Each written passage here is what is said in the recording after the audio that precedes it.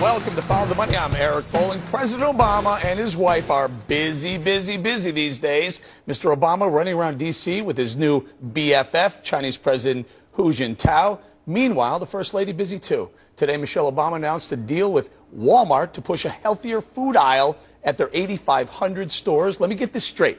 Walmart, the most successful retailer in the world, $400 billion in sales, 2.1 million employees, the world's largest retailer of clothes, electronics, toys, and food, is taking product advice from Michelle Obama.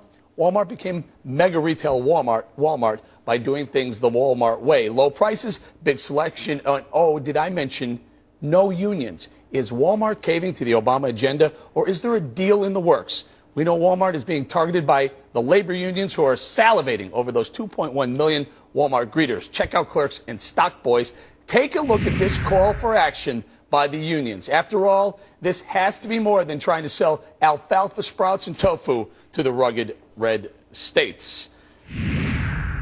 Bring it out to the panel, you guys. David, it just smelled wrong when I saw that Obama and Walmart getting together to push healthier food in the aisle. Walmart, they need Michelle Obama's help to retail? Look, what they're doing is they're doing the First Lady push, which every administration does. That said, soft insertion by the unions. You get Michelle in there. She's in the back room. She's talking to them. But we've never seen a backroom deal happen in this administration before. But why Walmart, though? What's in it for them? It's called increasing membership. The unions are failing because when the membership goes down, they don't get the dues. That's what it's about. I want to know Walmart's deal in it. There could be a conspiracy theorist for me. I'm sitting here, and it's just amazing. We're talking about ununionized employees pushing crappy food everywhere, and we're saying, you know, I can't believe Michelle Obama is going to ruin that. First comes healthy food, then a decent wage, then pensions. Who knows where it will end, Eric I can't get a straight answer out Oh, of this my guy. God, we've got to put an end to it now. Walmart listening to Michelle Obama Because on how to stock their aisles. Kurt,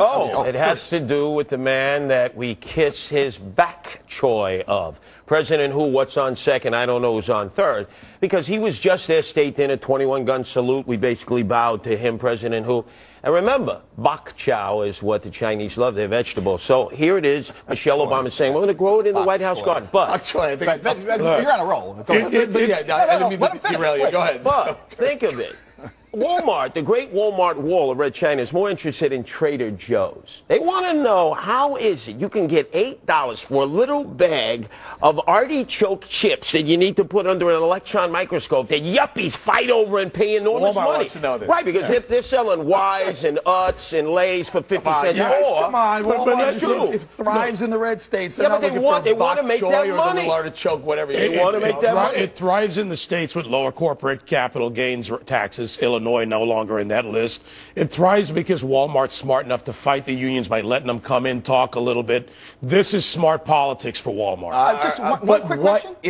Why? Why, David? You're giving me theory. You're not telling me why, boots on the ground, why Walmart would want to listen to. Go ahead. Well, in terms of healthy food, which is really the only thing we're discussing outside of the wacko, soft-peddling union conspiracy theory, but in terms of the actual news story, which is healthy food, it's not soft-peddling at all. Absolutely, this is exactly what we do. We follow the money. That's why I'm following the money. There's no money. There's no money in selling alfalfa sprouts to the red states. We've documented the massive rise in food prices. So, with prices for everything edible on the rise, why would one of America's most affordable retailers look to add more expensive foods to their shelves? Is there a deal in the works? Let's ask one of our favorite union guys, Stuart Acuff, Director of Organizing for the AFL-CIO and author of Getting America Back to Work. Stuart, thanks for joining us on short notice. We heard about this morning, and I said immediately, this doesn't smell right, Stuart. You union guys can't wait to get your mitts on those 2.1 million Walmart employees. My guess is Walmart says, go ahead, fine, Michelle Obama. We'll put those healthy foods on our shelves, but just keep those AFL-CIO guys, the SCIU guys, just keep them away from us. I think that's exactly right. Look, Walmart is one of the least socially responsible corporations in this country. They've destroyed many small businesses in small towns all over this country, committed hundreds of federal labor law violations, not only in this country but around the world. The only union they recognize is the government-controlled union in China, anywhere in the world. And so I think this is a way for Walmart to try to burnish its image a little bit. I just wish that the First Lady, I just wish the First Lady had gone to a more responsible There are labor employer. laws in the country. There are minimum wage laws in the country. You Right. can't go and say Walmart's doing anything illegal. They're not. They would be nailed for it if they were. What they're doing is keeping your people out of their stores so that they can keep their expenses down so they can offer cheaper food, less expensive food to customers, frankly, at a time where people need it. Eric, they've been found guilty hundreds of times of violating federal labor laws. The problem is there's no effective punishment for the violation of federal labor laws, which is why we need the Employee Free Choice Act. I just wish that the First Lady had gone to a responsible employer like Safeway or Giant or Kroger, which try to be good employers in the community instead of an outlaw like Walmart. I'm sure this is a deal. Now, the more I talk to you, Stuart, the more it feels like this is a deal. Walmart says we're giving union pushback. We don't need that. So hey, listen, run interference for us. And the First Lady saying, hey, you're the biggest retailer in the world. What better way to get my agenda out there than see if I can get my agenda into your stores? Wow, this stinks. Well, it does. Well, far be it from me to criticize the First Lady, but this is a 5-year plan.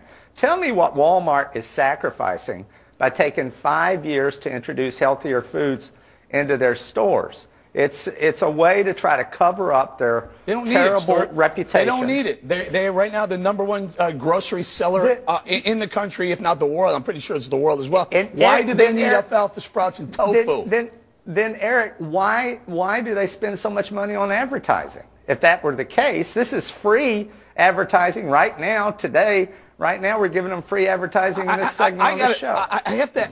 This doesn't sound like good advertising to me. I look at Walmart. I go, here's a business model where they say they push back the unions, they keep prices low, they do whatever it takes to make sure that the consumer has the lowest price available.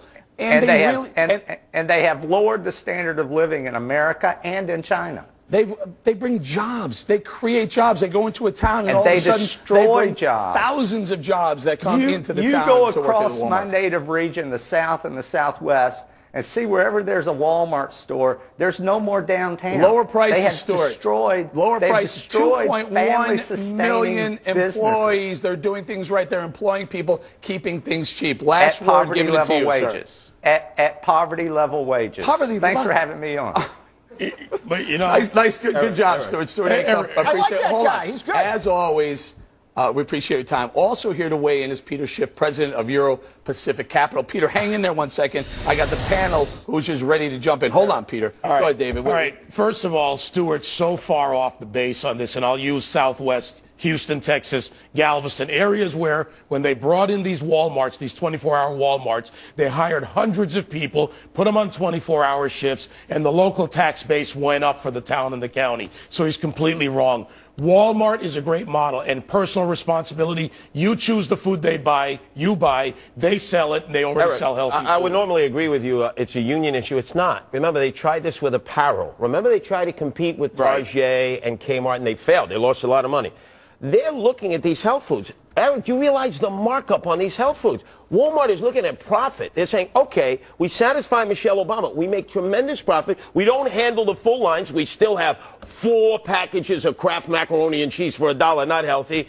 And I don't think this is a union issue. I think this is simply about margins. It satisfies everyone. This conversation started with you positing this was some insidious method of getting the unions into Walmart. Now it sounds like it's an insidious method of keeping the unions out of Walmart. It's just about giving people some healthy food, Eric. You weren't listening to the bullets, Cooper. You have to listen. If you're going to be an attorney representing mafiosos, you have to listen to what's being said. What I said was it's an insidious deal between Walmart and Obama to have the Obama administration keep the unions out of Walmart. Peter, does any of this make sense to you, my friend?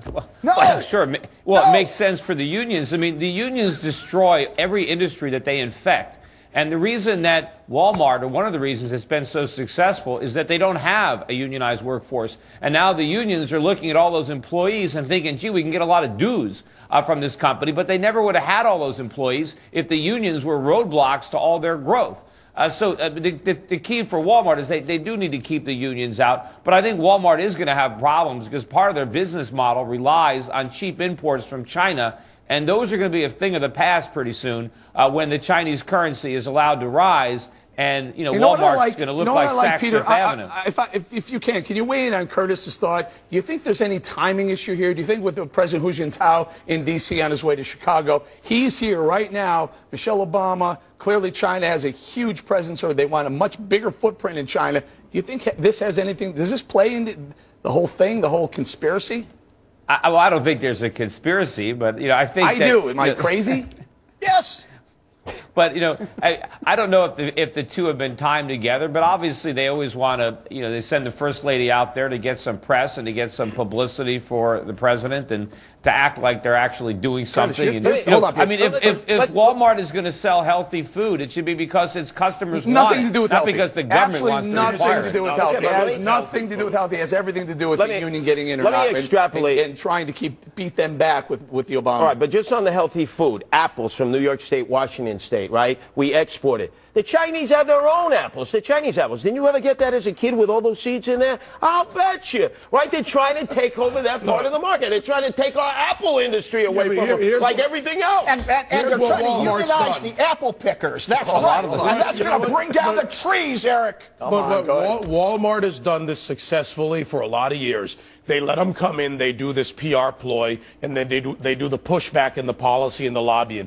Walmart doesn't want the unions. The unions would destroy Walmart. And by the way, Acuff, completely wrong. They do great things for their employees, education programs, health care. A lot of Walmart. So play this out with me. Yeah, Look, when Walmart needs to hire people, they get lots of applicants. Fine, hold on. Hu Jintao is here. The president of China is here. Walmart says, you know what? We don't want unions. We want to expand in China. China says we don't want unions either. How about this? You keep the unions away. What do you want for it? Michelle Obama says, I want my food, healthy food, on your shelves. How about this? How about you are wildly overthinking this? Michelle Obama made healthy eating and healthy children a centerpiece of the things she's going to do as First Lady. You recognize that Walmart is a huge retailer of food, and therefore it makes sense, good press, and healthy eating for Walmart to offer healthier choices. Schiff, last word before we go. Color me crazy, Peter.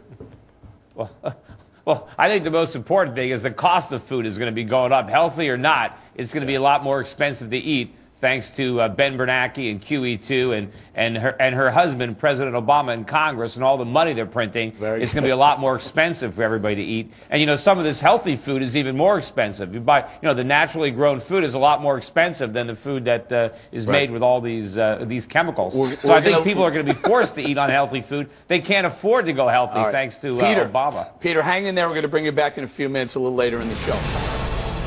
On Follow the Money, we continue to track fuel costs because they give us harsh truths about where we're headed. Oil prices on the rise, a flurry of airlines increasing ticket prices to new heights. That news, not good. Let's bring back Mr. Peter Schiff. Peter, oil prices go up. They have no choice. They have no choice but to charge more for the tickets or they're going bankrupt. Yeah, and I don't think the airlines are hedging enough. I think a lot of people assume that oil prices are going to come back down. I think that's a bad assumption. So I think it's going to get a lot more expensive for Americans to fly around. It's going to get a lot more expensive for Americans to do a lot of things, which is why we're going to do less. You know, it's interesting. When President Obama gave his press conference yesterday with Chinese President Hu, he actually described why a stronger RMB was good for the Chinese, because it was going to mean that costs would come down, that prices would go down, that their standard of living would rise because their money was gaining value. Well, the opposite is true for Americans. If the Chinese currency is going to go up, the U.S. dollar is going to go down, and so Americans are going to have to pay more money for everything we buy. We're going to have to suffer a falling standard of living. The purchasing power that the Chinese gain, that's the purchasing power that Americans are going to lose. Peter, we have a lot of business viewers that hang out after the markets close and they watch the show. What do you think? Would you ever invest in an airline, given what we know, you and I both know about the way their susceptibility to oil prices and what we know is going on? Well, the airlines have been terrible businesses for years. I mean, they constantly are going broke. So no, I don't own an airline. I think it was Warren Buffett. Didn't he have something where if he ever calls up his broker to buy an airline, somebody had to stop him? Hang up on me, I think he said. Hang up on me. Yeah, I mean, look, they're lousy businesses. I mean, there's some of them that make money, but, you know, I tried once. I had some money in Air New Zealand, and I ended up losing money even there. So no, I tried it once, didn't work out. So I've stayed away from the airlines. But hang on, Pete. Let me bring out We've been through this cycle before. Southwest Airlines, because of their investments in oil and obviously their fuel and They're speculators, Curtis. Right. Yeah, they are speculating, but in a positive way, unlike the other speculators who are jacking up the price. Time out. It's all fun, Curtis guys are now investing and driving the price up. A couple of days ago, you told me those evil speculators were driving the price of oil up. But when Southwest does it and keeps their Port of New York, keeps their airline seats cheaper for you, it's good speculation. With full bellies waiting days to unload because the tanks are filled. The speculators are killing us on that. Curtis, everybody, look, they always want to blame the speculators. They want to blame strong economy. They want to blame OPEC, or they want to blame everybody but the true cause of inflation, which is the Federal Reserve and the big deficits that they're monetizing them. Yep. It's QE2. This isn't an accident. It's not a coincidence. Hold on. It makes perfect sense that prices are going up. You are 100% right. Probably the biggest influence in prices is free and cheap money that the very liberal administration is more than willing to continue. The only thing that makes me happy about this conversation, we haven't heard from Dave Webb yet, so I may be premature, but so far nobody has been able to blame the high oil prices on unions and workers. Dave, you want to give it a shot? Well, there's a challenge. I think you can do it. I say you can do it. Actually, I think I could do it because when you look at some of the costs in the labor in the oil industry, Delmar Corporation, other small companies that provide services, long as they stay union-free, they are able to provide better. But here's the problem. The one place in America we need comprehensive policy is a comprehensive energy policy. We need to drill. We need to get shale. We need to use clean coal, which Obama said he would bankrupt. We need to use nuclear. We need to use solar. And we need to get but that doesn't require a policy. Hold on, Peter. We need to get the EPA out of the way, which gets in the way. It really does require policy changes. No, Peter, it requires market forces. It requires the government to stay neutral and get out. Market forces to act. No. The market forces are being thrown aside by policy, by drilling policy, by the Obama administration's anti-drill policy. Yeah, that BP thing. Now, if market forces had only taken care of that puppy. What are you talking about? Well, there was a government subsidy there. Nothing to do with BP. No, you're talking about market forces. You're talking about freedom of market forces. No. So here's the problem. Kubi, it sounds good. It's good bumper sticker. It's BS. That's what it goes with. There wasn't an oil spill? If we use nuclear, the energy that we developed, that France uses for 85%, that GE goes over to Obama with to develop in India, private nuclear, then we do it here. We reduce our energy costs. Wait, hold on, Kubi. Schiff, one thing we can do is abolish the Department of Energy. That would help. Well, no, what about nuclear? Stay on that for 1 second. We only have about 30 seconds or so. Go ahead, Peter. I would say we can abolish the Department of Energy. I mean, that was a step in the wrong direction. Remember, when Jimmy Carter first came up with the idea of the Department of Energy, it was to reduce our dependence on foreign oil, and we're twice as dependent on it now as we were before we had a Department of Energy. That's only because we're not allowed to drill where we can drill. We have plenty of hydrocarbons right here in the U.S. of A., Peter. You know that. Come on, it's more policy than market. Well, there is a lot of ways the government inhibits exploration and development for oil and gas in the United States, and that should change. But, yes, there are a lot of rules and regulations that make the oil business more expensive than it needs to be. Bingo. There we go. If they'll leave it there, it could be next segment. Stay with me. Up next, to look ahead with Are we done yet? With My Day with Representative Michelle Bachmann, and then we'll dip into the cyber mailbag. We'll be right back.